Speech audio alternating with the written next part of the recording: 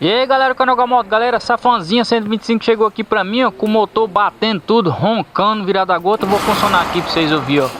Dá uma escutada, que barulheira mais feia do mundo, entendeu? Aí eu vou meter a chave aqui pra nós ver o que é esse barulho e automaticamente vocês já vão ficar sabendo o que é. Se liga aí galera, ó. Acompanha até no final aí que vocês vão ficar sabendo também, galera. Aqui pessoal, já meti a chave, desmontei a parte de cima e as duas tampas.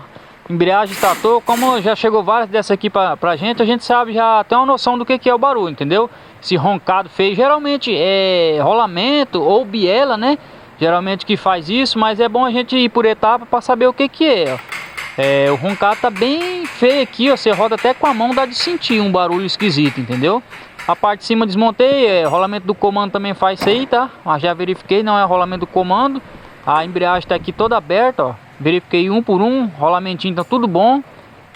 Aí vai ter que meter a chave no motor aqui e abrir o resto, ó. Só de rodar com a mão aqui dá de sentir um roncado, entendeu? Um chiado feio. Ou seja, vai estar no meio do motor, vai ter que abrir para verificar se é biela ou algum desses rolamentos.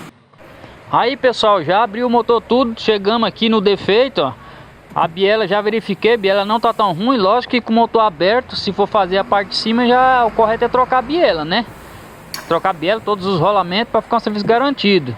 Mas olha que nesse caso não era a biela que tava roncando. O barulho feio mesmo, cara, era nesse rolamentinho aqui, ó.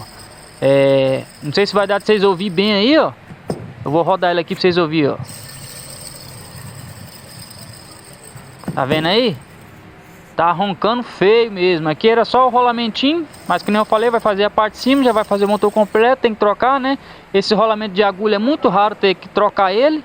Geralmente é só aquele lá, se for original não troco, só se for paralelo ou tiver bem ruim mesmo, entendeu? E o procedimento é esse aqui, trocar os rolamentos, a biela, fazer o motor ficar bem feitinho.